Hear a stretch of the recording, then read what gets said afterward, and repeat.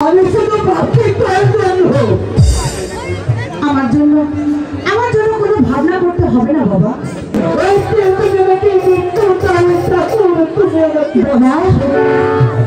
বাবা তোমার কি হয়েছে বাবা? তুমি এভাবে পাগলের মতো ঘুরে বেড়াচ্ছ, বলো বাবা তোমার কি হয়েছে বাবা? আমাকে বলো। গরিব ঘরে জন্ম নিয়েছি, এতে তো আমাদের কোনো দুঃখ নেই বাবা। দুঃখে যাদের জীবন গড়া, তাদের আবার দুঃখ কিসে? দুঃখই যে আমাদের নিত্যদিনের উপহার।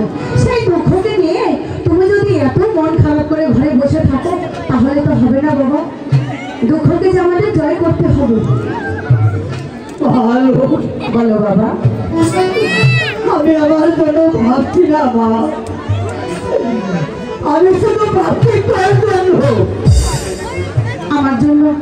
আমার জন্য কোনো ভাবনা করতে হবে না বাবা।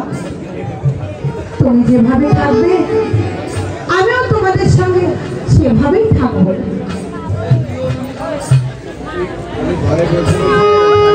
বলি ঘরে বসে বসে মেয়ের সাথে গল্প করলে চলবে না? ওদিকে রাজ বাড়িতে যেতে হবে কোনো কাজের সন্ধানে।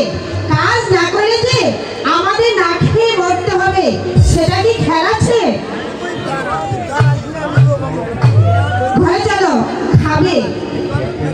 খেতে যাবো তোমাকে লীলাপতি, যত চাল ছিল না তুমি চাল পেলে কোথায়? সকালবেলা আমি ওই রাজবাড়িতে গিয়েছিলাম।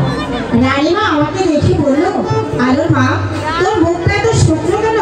তোরা মনে হয় আজ 3 দিন ধরে কিছুই খাসনি।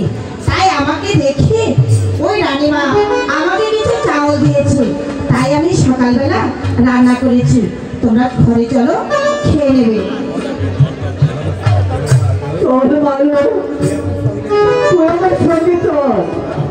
না বাবা, আমি এখন কিছুই খাবো না, আমি একটু পরে খাবো। তাড়াতাড়ি চলে আসিস না, আমি তো অপেক্ষায় থাকবো। ঠিক আছে বাবা। মা আলো, বলো মা। তাড়াতাড়ি চলে আসবি, আমরা 3 জনে মিলে একসঙ্গে খেয়ে নেবো। ঠিক আছে, এবার আমি আসি। তোমরা যাও, আমি আসছি।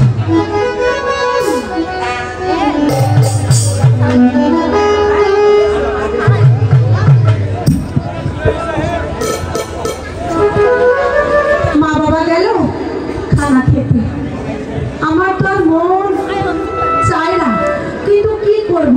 মা বাবার মুখের দিকে তাকাতেও পারি না। আমার হয়েছে কপাল, নারী কুলে জন্ম নিয়েছি, তা আবার হিন্দুর ঘরে। কিছু করতেও পারি না। মানুষের বাড়িতে একটু দাসিগিরি করে খাবো, পরে আবার বিয়ে হবে না।